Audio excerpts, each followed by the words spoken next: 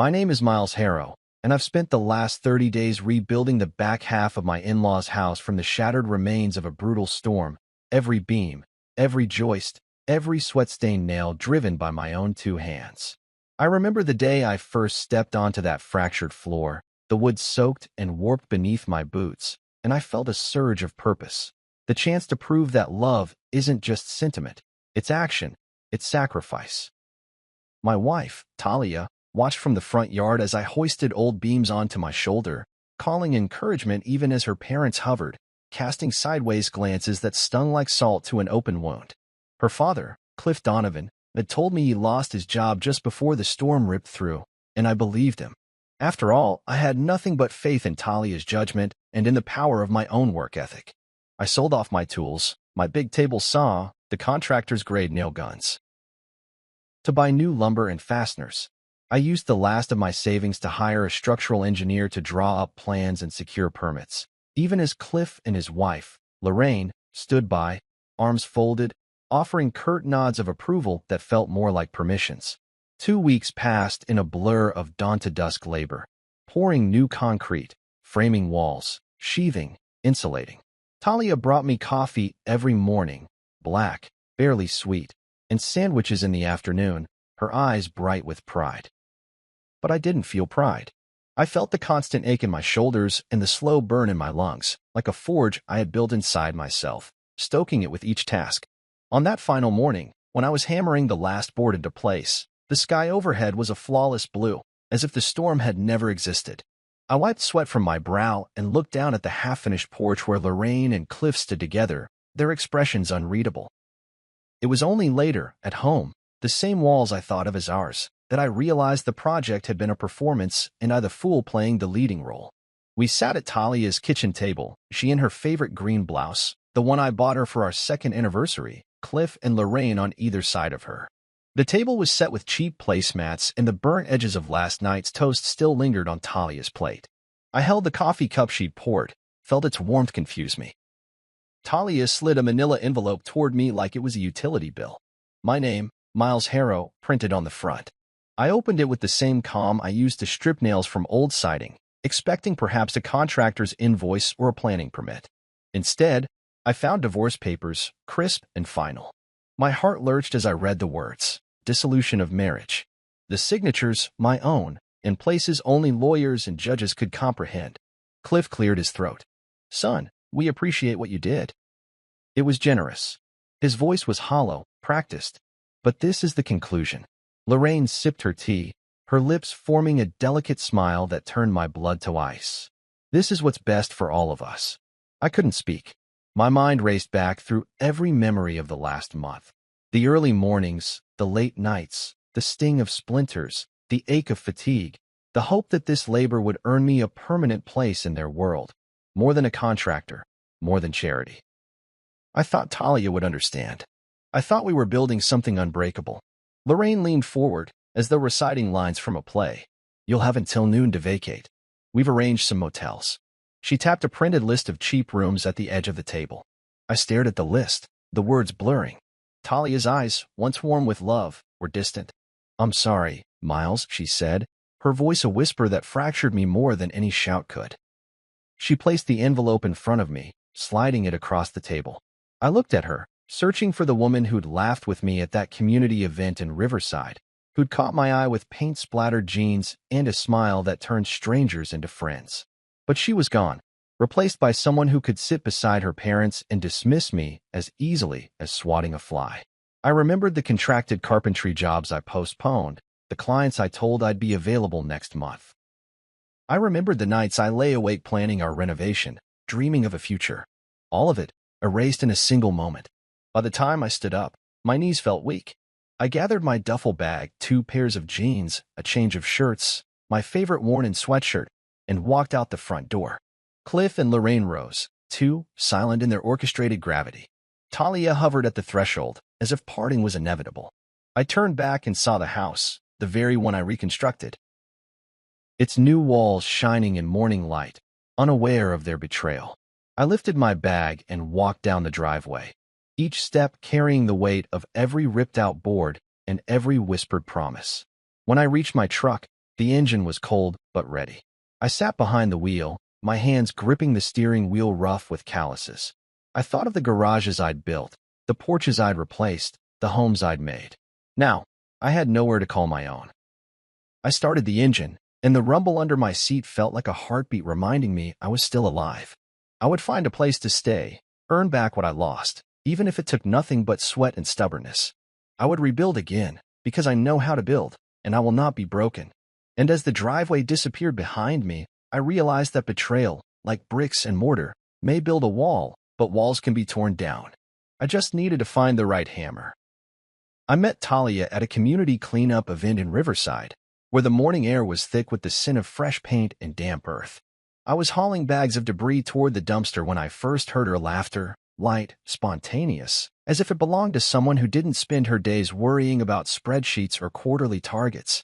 She crouched by a row of flower beds, her jeans spattered with flecks of white paint, brushing soil from the petals of a struggling rose bush. "Need a hand?" she called, glancing up with eyes that caught the sun like polished amber. In that moment, I knew I'd walk her home if she'd let me. I introduced myself, Miles Harrow, self-taught contractor, no college degree, but plenty of grit. She was Talia Donovan, talent acquisition specialist at a growing tech firm. She had the smile of someone who believed in second chances, and I was eager to prove I was worth hers. We finished our tasks side by side. Moving old boards, sorting recyclables, patching holes in worn fences. She teased me about my overzealous use of a scraper, and I joked that build-up was the world's way of testing me. By lunchtime, our hands were caked in grime and paint, but neither of us noticed. We sat on overturned buckets, sharing bottled water and trading stories, hers of corporate politics and networking events, mine of drywall dust and the smell of cedar. Our connection felt effortless, as though someone had written a script and handed us the perfect lines. When I asked for her number, her smile deepened. "Let's grab coffee sometime," she said, and I believed I'd won the jackpot. The coffee turned into dinner, dinner into weekends spent exploring farmers' markets, and soon I was the contractor she called first whenever a cabinet hinge came loose or a floorboard squeaked. I reveled in those small emergencies.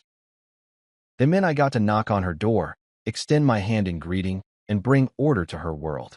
Talia's parents, Cliff and Lorraine, never hid their skepticism. At family dinners, they spoke of my blue-collar background, like it was something contagious, an infestation they'd kept at bay until I arrived. Lorraine once mentioned art classes she took at a prestigious studio while drilling a hole for a new light fixture. Cliff would casually compare the stability of his daughter's tech career with the uncertainty of life's swinging hammers. Talia would offer a polite laugh, and I'd smile too, reminding myself their comments were misguided attempts at humor. I convinced myself that loyalty could overcome prejudice, that love could soften hardened opinions. When I proposed, I chose a spot by the riverbank where we first talked under fading lantern lights. Talia's eyes shimmered as I slipped the ring onto her finger, promising her a partnership built on trust.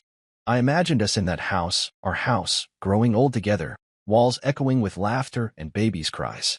I never imagined the blueprint wasn't mine to draw. The storm came without warning, a violently twisting funnel of wind and rain, collapsing the back half of her parents' home like a book slammed shut. Her father's voice broke when he said he lost his job days before, that the bank wouldn't extend another loan. He folded his hands in front of him and looked at me, a question in his eyes.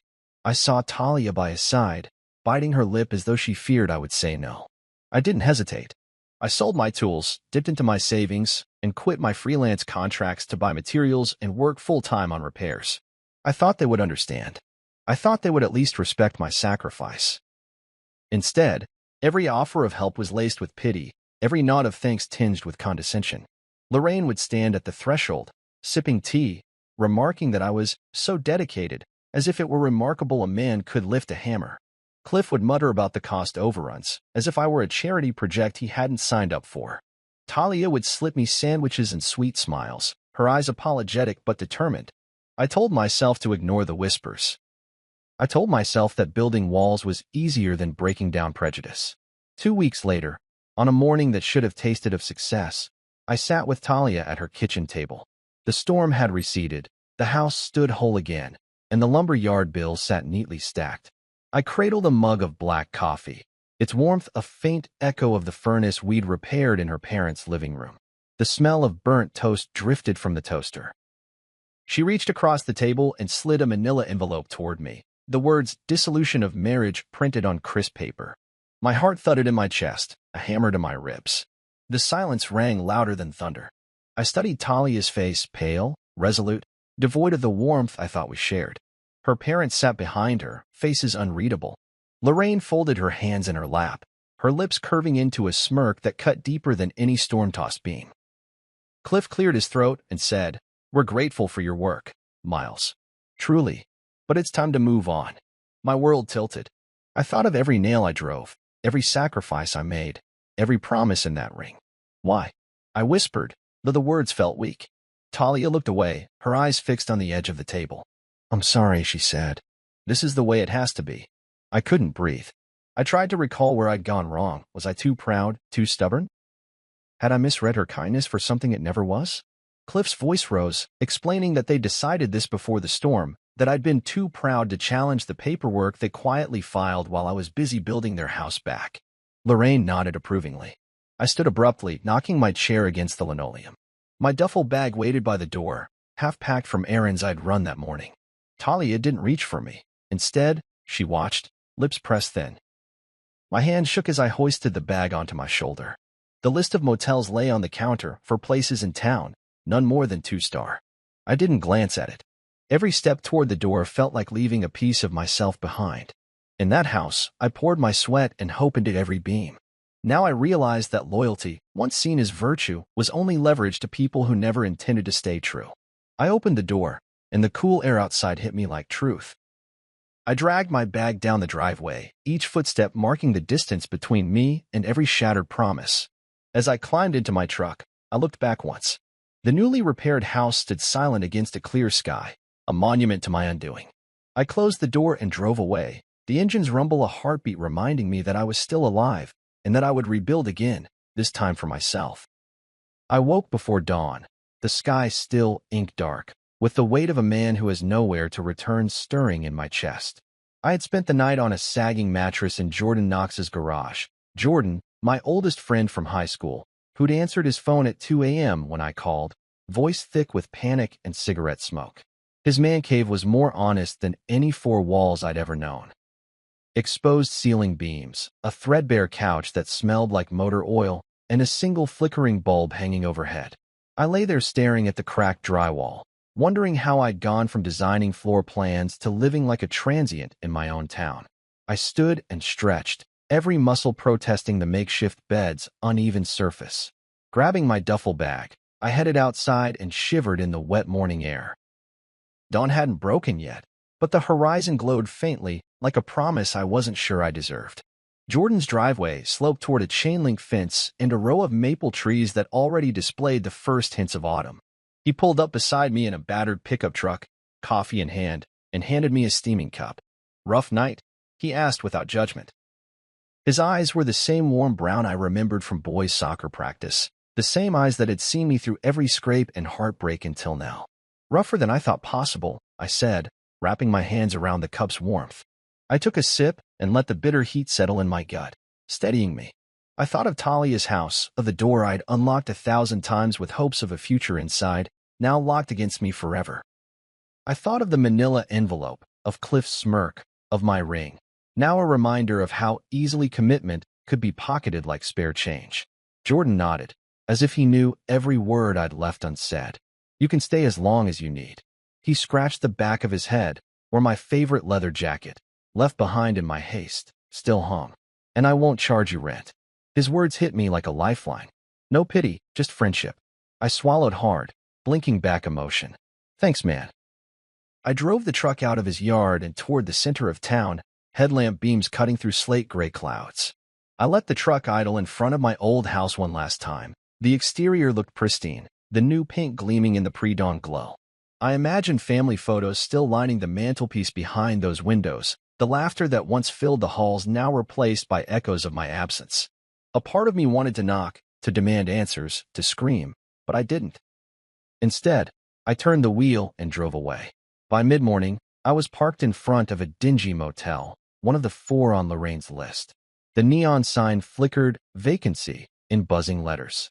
I stepped out, suitcase in hand, and surveyed the peeling paint and stained concrete. I inhaled a deep breath, the smell of mildew and exhaust filling my lungs.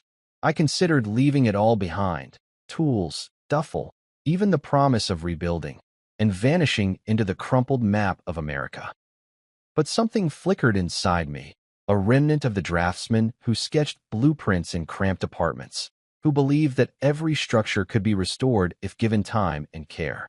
I checked in, the clerk barely glancing at my ID, handing me a chipped keycard. The room was small, a twin bed pushed against the wall, a flickering TV, and curtains that hadn't seen sunlight in weeks. I dropped my bag on the bed and sank onto the mattress, the springs groaning beneath me. For a moment, I let myself feel everything, the betrayal, the loss, the hollow ache of displacement, and then I shook it off. I had work to do. The first task was gathering my evidence, the forged signatures, the notarized documents I'd found in that crawl space, every email and transaction record Corinne had dug up. I thumbed through crumpled receipts in my pocket, screenshots on my phone, and a flash drive Ezra had given me. Each piece of paper, each digital file, was a brick in the foundation of my case. If they believed they could bury me under cheap motels and eviction notices, they were wrong. I wasn't finished. I drove to the storage unit I'd rented, a cramped, concrete box with a lock so sturdy it mocked me every time I turned the key. Inside, I had stacked every tool and receipt I owned, along with binders labeled evidence, contracts, and financial records. I spilled the contents onto the floor, spreading them like a map of my destruction. Paper trails wound around saw blades and paint cans, connecting me to every corner of my former life. I ran my fingers over the faded handwriting on transfer forms I'd never signed, the ink blurred in places as if washed away by guilt. As I worked, the sun broke through the clouds, illuminating motes of dust in the air. It was as if daybreak meant something different now. An invitation to start over rather than a reminder of what I'd lost. I packed the documents neatly into a briefcase, feeling the edges of each folder press against my palms. The feeling surprised me, a steadying sense of control, as though the chaos around me could be channeled into something purposeful. That afternoon, I met with Corinne in her small office. She reviewed my evidence, her brow furrowing deeper with each page. "They thought you were finished," she said, her voice steady with conviction. "But we're just getting started." She slid a clean notepad across her desk. "I've drafted the complaint. We file this today, and we'll serve them notice. They won't see it coming." I exhaled, a breath I didn't know I'd been holding. For the first time since I walked away from Talia's table, I felt emboldened. I realized that eviction from my life as I knew it didn't have to mean the end of my story. It was merely the beginning of a new chapter, one I would write on my own terms.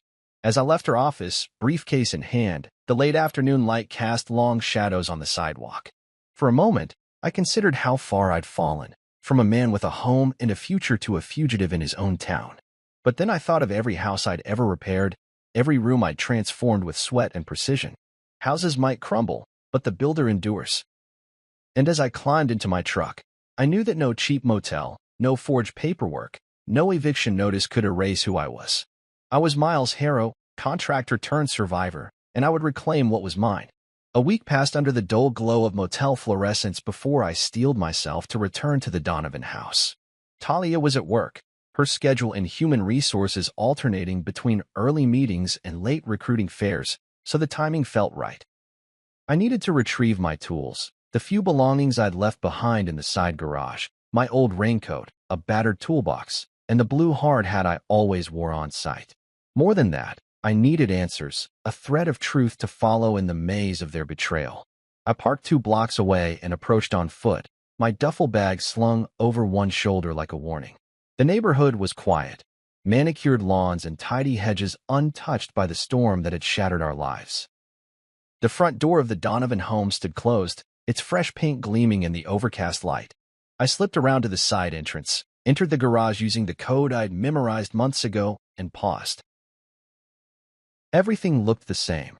The green concrete floor, the chipped workbench against the wall, the ladder leaning where I'd propped it. It felt surreal, like stepping into a photograph from a life I no longer lived. I crouched by the workbench, touching the scarred surface where I'd sanded rafters, recalling the grind of sawdust under my fingernails. My raincoat hung on a hook in the corner. I grasped it and held it against my chest, its worn fabric carrying echoes of long days under sun and rain. As I prepared to leave, something behind the far wall caught my eye, a section of insulation hanging loose, as if someone had disturbed it. My pulse quickened. I knelt and peeled back the fiberglass, revealing a small opening, just wide enough for a hand to slip through. Curiosity overpowered caution. I crawled into the narrow crawl space, the heat and dust thick around me. My flashlight beam flickered over the joists until it landed on a dusty cardboard box half hidden behind a stack of folding chairs. The box was secured by packing tape, its corners crumpled as though someone had shoved it there in haste.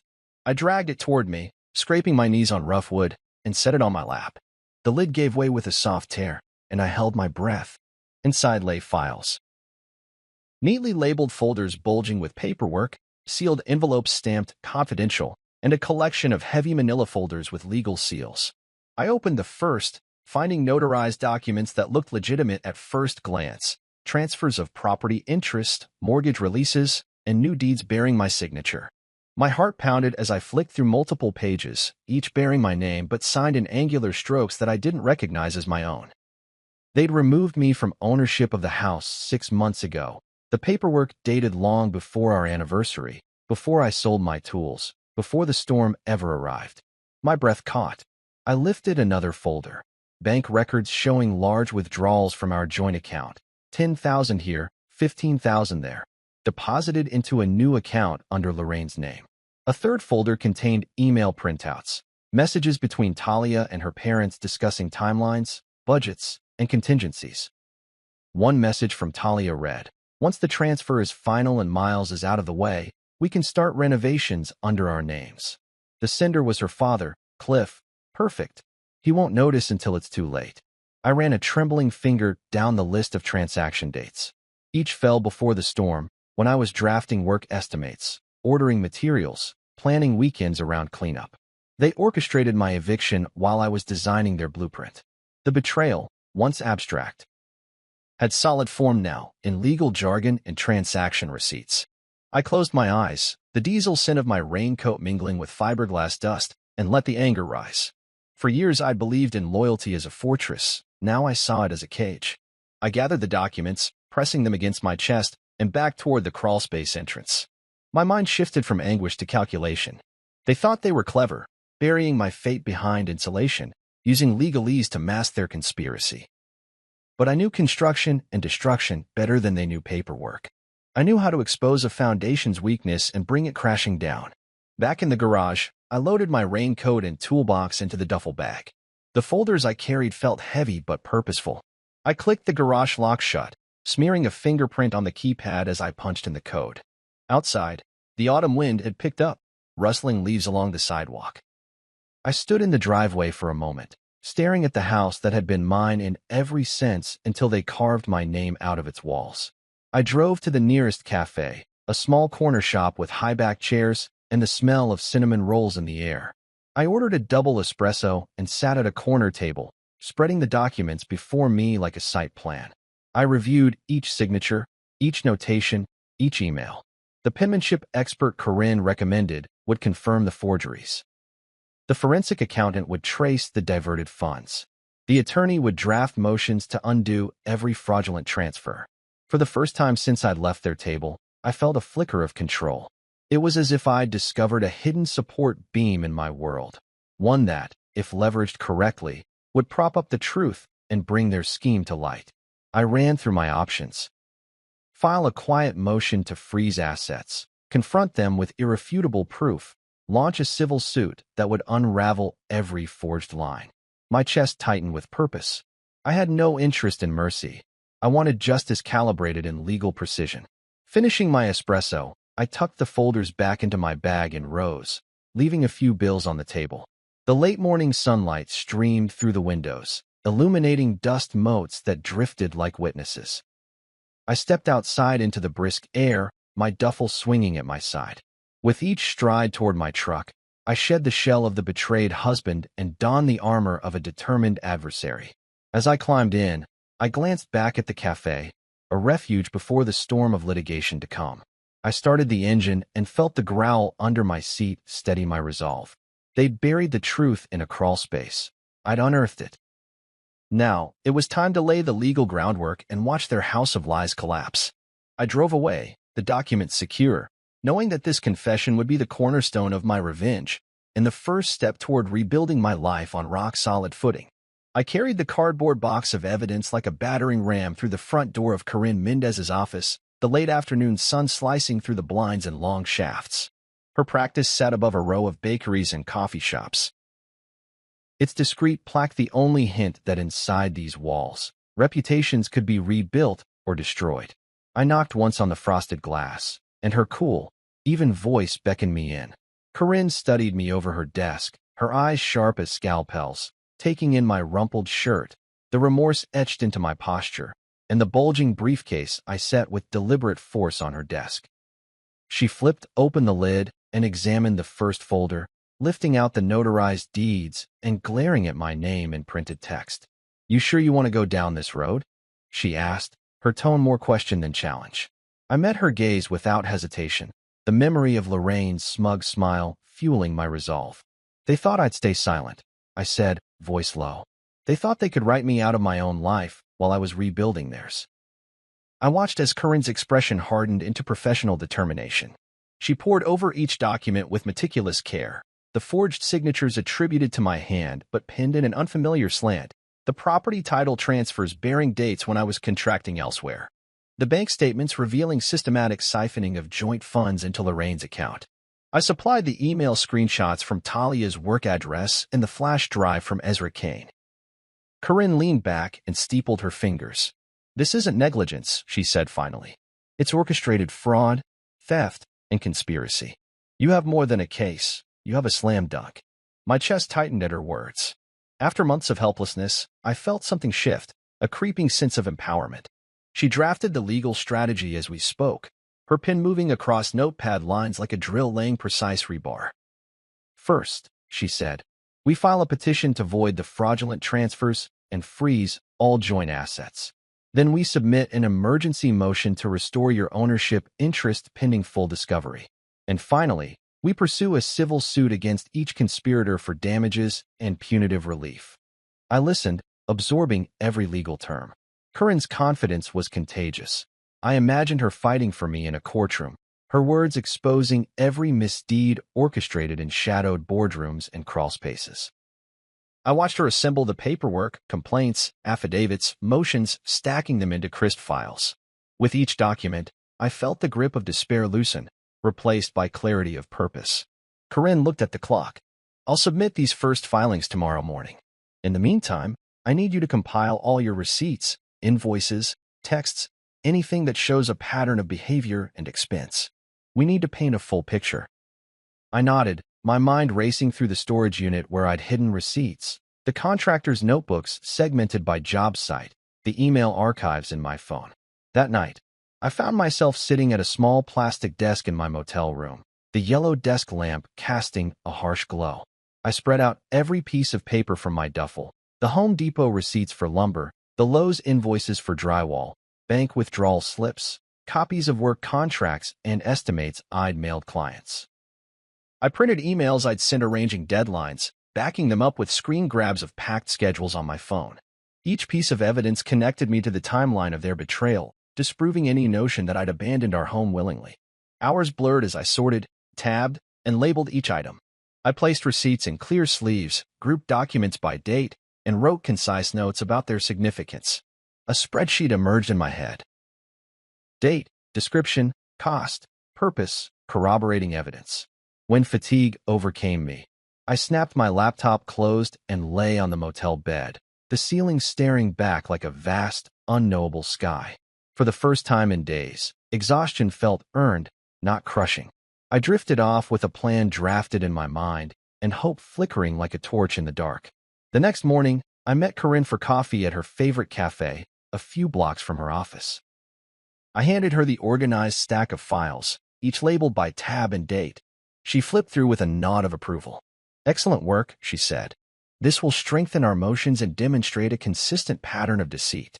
Outside, the city stirred to life, people hurrying to work, the distant honk of buses, birds darting between power lines. I sipped my coffee and felt the taste of possibility. Betrayal still stung, but it no longer paralyzed me. Back in her office, Corinne filed the petitions online, the digital signatures clicking into place like ignition switches. I watched the confirmation emails arrive. Case filed. Motion submitted. My heartbeat echoed in my ears. I leaned back in the chair, exhaling. Corinne offered me a firm smile. They'll be served in 2 business days. Expect them to try to quash it or claim misunderstanding. But the evidence is sound. We'll win the temporary order to restore your property rights. Which means they can't sell, refinance, or encumber the house any further. Outside, I stepped into the crisp air, inhaling the promise of autumn. My duffel bag felt lighter now, filled with not just paperwork but with purpose. I walked toward my truck with deliberate strides, each footstep a declaration that I would not be erased. Betrayal had been their weapon, but evidence and conviction would be mine. I had reclaimed my footing, both legal and moral. And nothing could stop the coming reckoning. The road ahead would be long, filled with hearings and depositions, but for the first time in months, I felt in control of my destiny. I climbed into the driver's seat and started the engine, the growl beneath me a companion in my fight to rebuild from these dirty signatures a future forged in truth. The next breakthrough came quietly, during one of those late-night calls with Corinne when the city was asleep and the only sound was the hum of her office air conditioner. She told me she'd secured a contact inside Talia's workplace, an HR coordinator who'd grown uneasy about Talia's sudden flurry of personal IT requests. He gave me an internal screenshot, she said, her voice low with excitement. It's an email chain slated 3 months ago. Subject line, let's finalize before Miles figures it out. My heart hammered as she described the first message, sent from Cliff's official account to Talia's work address. The documents have been prepared. Await my signal to proceed. Below it, Talia's reply gleamed on the screen. Once the transfer's done and Miles starts that big Reno, it's ours. He's too proud to question bank statements. I stared at the wall of my motel room, imagining them behind their desks, clicking send, believing their conspiracy safe from discovery. Within the next 24 hours, Corinne secured a second screenshot, a calendar invite set by Lorraine on the same corporate server, titled Exit Week, with a series of meetings marked, bank appointment, notary signing, change locks. The dates spanned the week I'd devoted entirely to repairing the family home after the storm. They were literally dismantling my life while I hammered boards into place. She emailed me PDF exports of the headers, metadata intact, and I replayed each date in my mind, mapping them onto my own wrecked schedule until the betrayal felt like a physical force pressing against my lungs. Armed with these new revelations, Corinne amended our filings to include counts of conspiracy and misuse of corporate communications. Talia's professional email address, once a symbol of her corporate success, was now the conduit of criminal intent. I could almost hear the gavel in an empty courtroom, poised to stamp guilty on the misuse of trust and technology. For the first time since I found that crawlspace box, I felt the tide turning truly in my favor. That afternoon, I returned to the storage unit to assemble the final pieces of my evidentiary puzzle.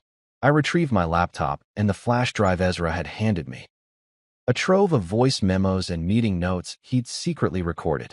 I plugged it in and listened in a silent corner to Lorraine's clipped voice, calmly instructing someone on how to handle a plan B if I ever discovered the box. If he finds the crawlspace hiding spot, we activate the next phase. Ezra must claim plausible ignorance. We remove any direct link to us. The realization that they'd prepared layers of deceit made my blood run cold, but also steeled my determination. I copied every file, burned DVDs of the audio files, and labeled each disc. My briefcase bulged with folders, PDFs, and recordings, every piece a nail in the coffin of their scheme. That evening, I met Ezra at a quiet diner on the edge of town. He looked tired, pale from working late shifts at a local garage, and guilt flickered in his eyes when I slid the flash drive onto the laminated table between us. "You did the right thing," I said, voice low but firm. He nodded, staring at his coffee cup. "I didn't know her plan.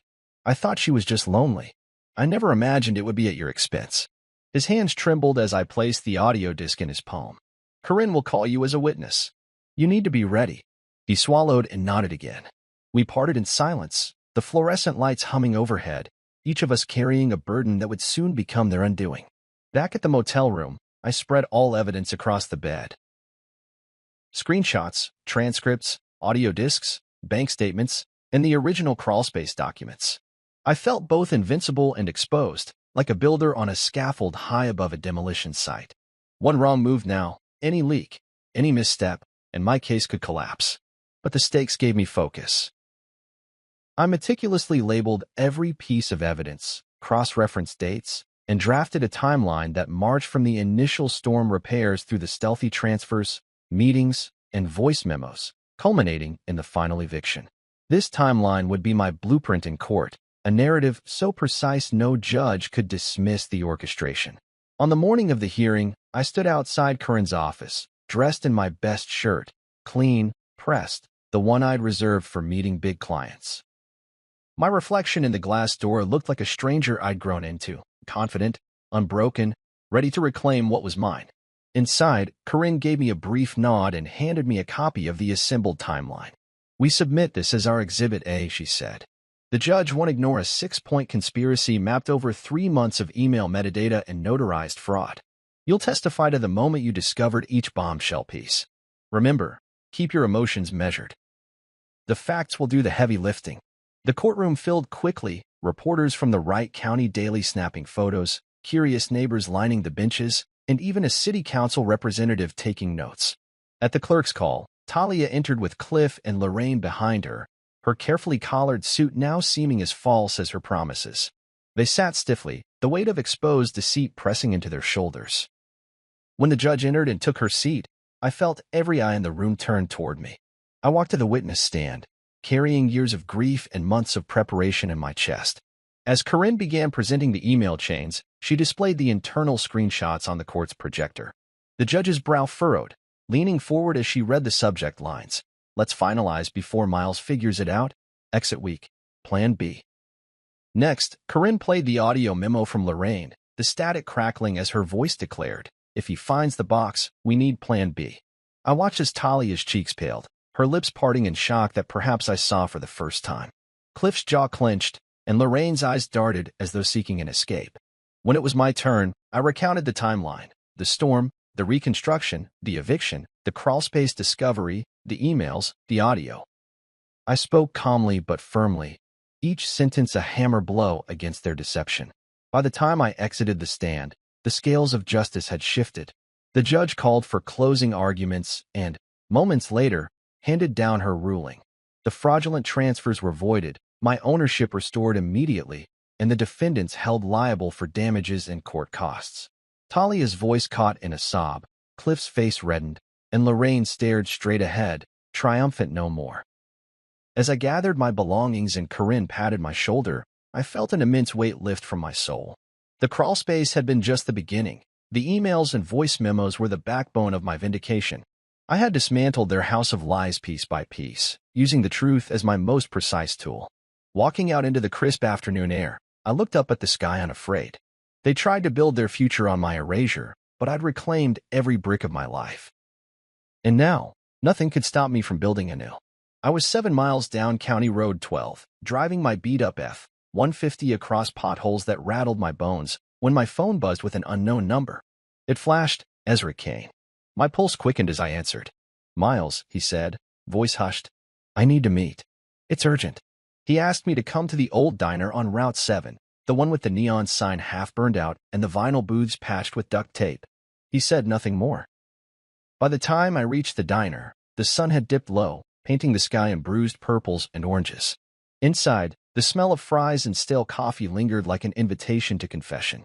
I slid into a booth in the far corner, where battered menus lay scuffed, and the waitress barely glanced at me as she refilled my cup. I waited, scanning the greasy counter and the back door, where a silhouette finally appeared. Ezra moved with hesitant steps, his jacket collar up against the evening chill. He sat across from me, the weight of our shared history in his eyes. We'd worked side by side on countless jobs, installing roof trusses under blistering sun, tearing out moldy drywall, hauling debris truckload after truckload. He was the guy who always showed up, who teased me when I mismeasured a joist, who told me his dream was to open his own garage one day. Now he looked small, almost apologetic. I didn't know, he began, voice rough. I swear I didn't know what they were doing. Talia made it sound like a refinancing. She said they just wanted everything cleaner, more ours. She never said it was to lock you out. He sighed, rubbing calloused hands together. I felt uneasy when she asked me to sign those documents, but she said your signature was all that was left, so I could help finalize the house under her name. He slid a small flash drive across the table. She used my corporate email account, said it was easier, no complications. But I've come across files she left open on her work computer. Voice memos, notes about post-Miles Reno, and a backup plan if you discovered the crawlspace. He hesitated, then added, I can't live with this. My stomach knotted, not with anger, but with the weight of betrayal layered upon betrayal. Ezra had been the one face I didn't suspect. Yet here he was, eyes wide with regret, handing me a key to secrets deeper than I'd uncovered in the crawlspace. I pocketed the flash drive and met his gaze. You did the right thing coming here, I said quietly, heart pounding. We left the diner together, walking into the windy dusk. Ezra pointed to the abandoned rail tracks beyond the parking lot. There, he opened the drive and plugged it into his phone. I listened on speaker as Lorraine's voice flowed through the cracked speaker. If he finds the box, we go full scale. Ezra signs off on the final transfers. No loose ends. Then Talia's recorded laughter. He'll never see it coming. The clarity stung. Even their jokes had been laced with cruelty. Ezra winced. She laughed about you like you were a circus attraction. His shoulders slumped. I left her that night. Told her I couldn't be part of it anymore. She threatened me, said she'd burn my credit, ruin my reputation. But I walked away. I stared at him, weighing his words. Part of me wanted to shout that he'd ruined my trust again, but I remembered the moment he offered these recordings, risking everything. You don't need to testify, I said. But the court needs to know what you know. It's not just about the house. It's about all of us, about not letting their lies stand. He nodded, resolve flickering in his eyes. I'll do it, he said. I'll cooperate with Corinne, give a full statement. Relief washed over me. This was the testimony that would weave together the final threads of conspiracy, the insider who could tie the loose ends. The next morning, I delivered the flash drive and a transcript of the audio files to Corinne's office. She pored over them, her expression a mixture of satisfaction and determination. This is the smoking gun, she said as she labeled the audio evidence Exhibit C. We'll subpoena Ezra to testify. His corporate email metadata cements the timeline. The emails went through his account, and the voice memos confirm Lorraine's foreknowledge of your discovery. For the first time, I felt the full weight of teamwork. My labor in the garage, Ezra's courage, Corinne's legal prowess, all converging toward a single goal. I returned to Jordan's garage-cum-bedroom to gather the last of my tools. As I packed my toolbox, I ran my hand over each hammer and wrench, imagining them as instruments of restoration rather than destruction. I thought of the house I'd rebuild for myself when this was all over, my own walls, built on honesty, not deceit. A week later, I sat in the courtroom as Corinne called Ezra to the stand. He walked up, his gait uncertain but steady. On cross-examination, he recounted every detail, how Talia recruited him to sign blank forms, how Lorraine had orchestrated backup plans, how he overheard her planning Phase 2. Each sentence landed like a nail being driven home. I watched from the gallery as a jury member shifted forward, eyes fixed on Ezra, absorbing the gravity of his testimony. When Ezra finished, the courtroom fell silent, so still you could hear the hum of the air conditioning.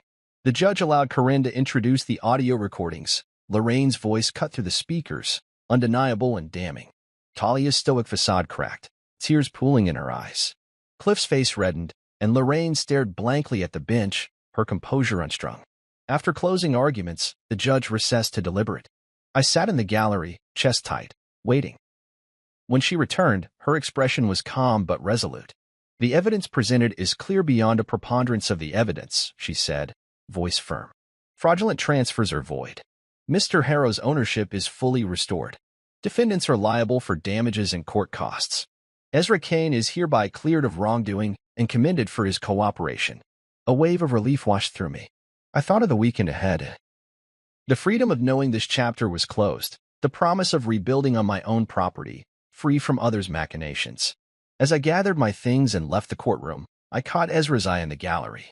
He gave me a subtle nod, a silent apology and gratitude entwined. Outside, The afternoon sun was warm on my face. I inhaled deeply, tasting possibility. Beneath my fingertips, I felt the rough texture of my toolbox handle, a reminder that hands that build can also heal.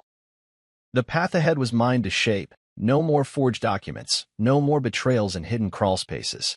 Just me, the open road, and the life I would build brick by brick, on rock-solid truth.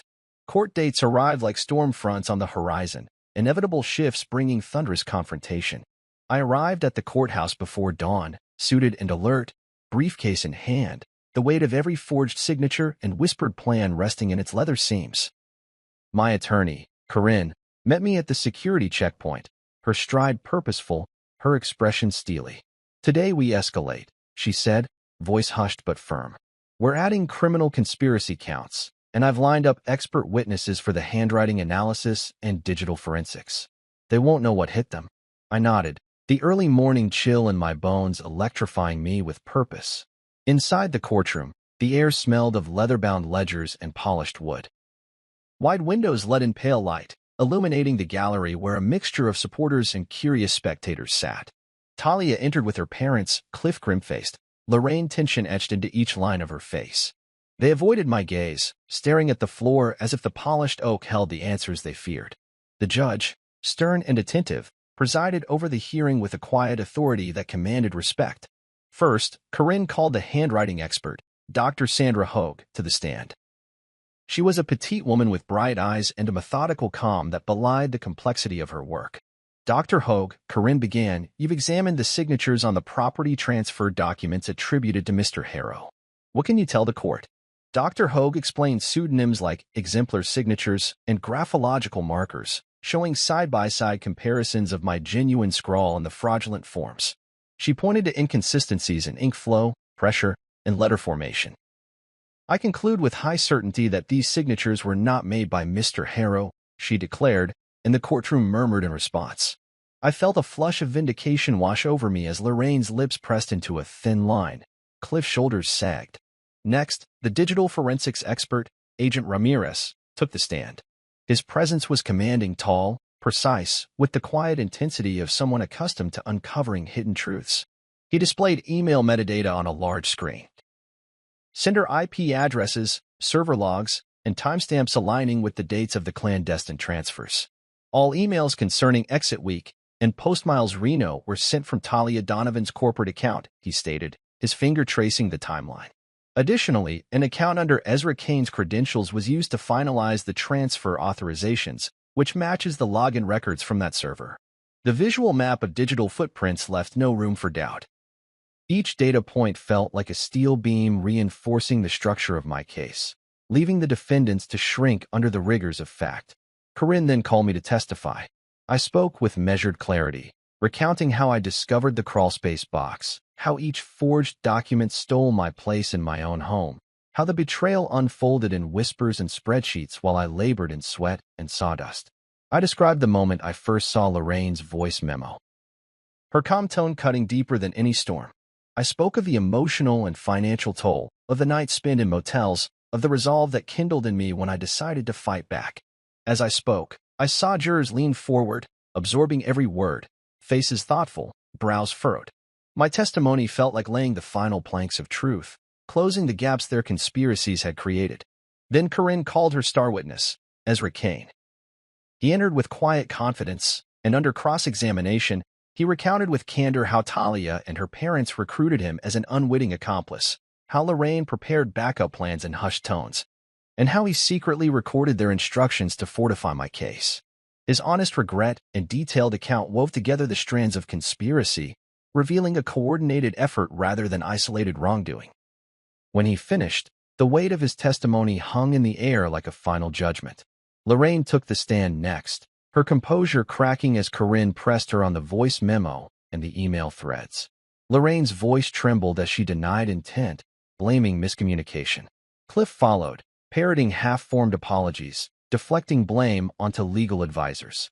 But the evidence was unassailable. Each denial rang hollow against the avalanche of documents, expert analyses, and eyewitness accounts. In closing arguments, Corinne's words were precise and forceful. She painted the defendants as architects of a calculated scheme to usurp my ownership, using emotional manipulation and legal forgery. She contrasted my genuine labor, hands calloused from rebuilding their home, with their cold, clandestine planning. She urged the jury to hold them accountable, to restore justice not only to me but to the principles of honesty and fair dealing. The jury deliberated for what felt like an eternity, hours stretched into a taut silence that hummed through the courtroom walls. I sat with my briefcase on my lap, every muscle tense. When the foreperson finally emerged, my chest echoed with each step. The judge instructed them to deliver their verdict. The words came. We find the defendants guilty on all counts of conspiracy, fraud, and theft. We award the plaintiff full damages, including legal fees and punitive costs. A wave of relief and triumph surged through me. As the order was read, I thought of the months I'd spent rebuilding not just walls, but my own sense of worth. Betrayal had been their weapon. Truth was mine. I reclaimed not only my home, but my identity as a builder and a man of integrity. Outside the courthouse, the autumn sun had risen higher, warming the stones and sidewalks. I breathed deeply, feeling the crisp air fill my lungs with promise. A photographer from the Wright County Daily approached, applauding my resilience. I offered a brief statement. I believe in building things that last: homes, relationships, trust. When they're destroyed, you have to fight to restore them, sometimes with tools you never thought you'd use: truth, evidence, perseverance. Today, justice was built. Walking away, I passed the courthouse steps where so many had come and gone under different circumstances. Now, they were behind me. Ahead lay the path of my choosing: a newly clear property title, a sense of closure, and the open expanse of possibility. I would sell the Donovan house, but not out of spite. Out of a desire to forge my own foundation, crafted from sweat and honesty. And when I build again, I do so with the knowledge that no blueprint is stronger than the truth. I walked into the courtroom feeling every footstep echo the weight of months spent fighting alone. The judge's bench rose like a stage, and at its center, I knew my home, my blood, sweat, and splintered hope would finally speak. When Corinne called me to the stand, my palms were slick, but I steadied them on the polished wood and met the judge's gaze. I told the story again. The storm, the reconstruction, the morning I found divorce papers instead of breakfast, the crawlspace box of forged deeds that made my blood ice. As I spoke, the gallery leaned in. Neighbors who once waved as I drove by, reporters scribbling in notepads, the judge scribbling notes in an ink-black ledger. I described how each hammer stroke on my in-laws' framing had been met with whispers behind closed doors, how every dawn on that dusty job site had been fueled by pride and love, now twisted into a weapon against me. My voice carried the grainy texture of splintered wood, the rasp of labor-worn lungs, but I refused to let it tremble. Corinne played the audio recording of Lorraine's calm instructions: activate Plan B if he discovers the crawl space. And her face, so composed in our memories, cracked.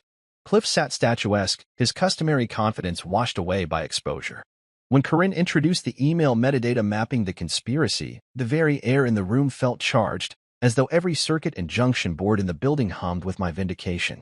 Then came the moment I'd waited for, the judge's soft knock on the bench, signaling her verdict. Silence wrapped the room like a shroud. "Mr. Harrow," she began, "the court finds the defendants guilty of fraud, conspiracy, and unlawful transfer of property. Your ownership is hereby restored." Relief flooded me, unsteady as a newly poured foundation. My legs, which had carried me through lean motels and shadowed crawl spaces, trembled. Outside, the courthouse steps were slick with afternoon rain, but I felt only the sun break through my chest. Every brick of that house spoke in my favor now. Walls rebuilt by honest hands, blueprints untainted by deceit. I pictured the halls I would walk again, reclaiming each room with the certainty that justice had nailed the final board. I didn't linger for congratulations. Instead, I slipped past spectators, each nod and whisper a reminder of how far I'd fallen and risen. In my truck, I held the restored deed like a lifeline. Tomorrow, I'd decide whether to keep that house or let it go. Either way, I would move forward on solid ground, knowing that when walls are tested, they speak the truth of who built them, and mine had stood against every storm. I stood in the foyer of the Donovan house one last time, the morning light spilling through the windows and illuminating every floorboard I'd once replaced with my own hands. The air smelled faintly of sawdust and fresh paint, testimony to months of sweat, and silent fury. The courtroom's verdict had restored my ownership, but this place, my labor, my heart, still pulsed with memories of betrayal. I had decided, before I even turned the key, that I wouldn't stay. I couldn't live in a house built on their lies, even if its walls now legally belonged to me. A for sale sign leaned against the lawn, waiting for its new chapter. I walked through the rooms, each step a silent farewell. In the living room, I traced the edge of a freshly drywalled archway where I'd argued with Cliff over budget overruns. In the kitchen, I ran my fingers over the polished countertop I'd installed late nights, questioning whether Talia had ever noticed the level I used or only saw dollar signs. Even the crawl space beneath the back porch, once a tomb of my erasure, now felt empty. I remembered the hiss of insulation, the cramped darkness, the shock of discovery. But now it was silent, its secrets laid bare and dealt with. Outside, the September breeze carried the distant hum of traffic and the rustle of turning leaves. I stepped onto the front porch, my boots whispering against the newly sanded planks. I closed my eyes and felt the house, its bones, its shoulders, settle around me, as though acknowledging my final claim. But this claim felt hollow. Ownership meant nothing without trust. The people I loved had conspired to cast me out. Ownership felt like a wound reopened. I needed clean ground. I climbed into my truck, the leather seat cool beneath me, and drove away without looking back. My destination was the duplex by the river I'd discovered months ago, a neglected pair of townhomes with chipped railings and overgrown flower beds. The price was fair, the potential obvious. As I turned onto Riverside Drive, memories of our first meeting at that community cleanup washed over me. Talia's laughter, the rose bush, my impulsive offer to walk her home. Then I thought of how quickly laughter could curdle into betrayal. I pulled into the duplex weathered driveway and climbed out. The river glinted under the sun, its current steady and true. I walked the length of the property, envisioning fresh paint, new railings, gardens where there were only weeds. The structure needed work, but it was honest work, no hidden agendas, no forged signatures buried in crawl spaces. I inhaled deeply, tasting the promise of a place I could shape from the ground up.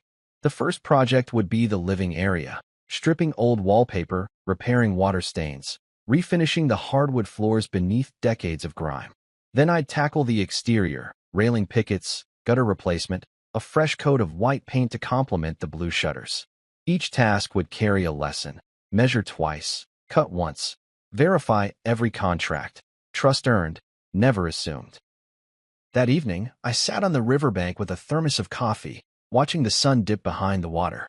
My toolbox sat beside me, a symbol of readiness for whatever came next. In the distance, lights flickered on in neighboring homes, families settling in for the night. I thought of what building a home truly meant: community, honesty, shared effort. I'd been given a harsh lesson in construction the hard way, but the foundation of my next life would be built on transparency, respect, and genuine care. I drafted plans in my head, room layouts, color palettes, landscaping designs, imagining the duplex transformed. I saw neighbors waving as I loaded materials, maybe even offering to help with a deck or a fence. I saw long afternoons of work giving way to evenings of shared meals on a rebuilt porch.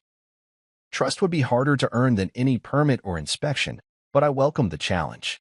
As dusk settled, I rose and headed back to my truck, my muscles pleasantly sore from envisioning the work ahead. The river's steady song accompanied me, a reminder that life moved forward, carving new channels when old paths crumbled. I started the engine and felt the hum beneath me, a drumbeat for what lay ahead. In that moment, I understood that foundations and freedom were inseparable. I had reclaimed my past through the courts, but here, on this duplex overgrown lawn, I was claiming my future. No forged documents, no hidden plans, only honest labor and clear promises. And as I drove away, I carried a quiet conviction: I would build not just a house, but a home deserving of my name and my trust.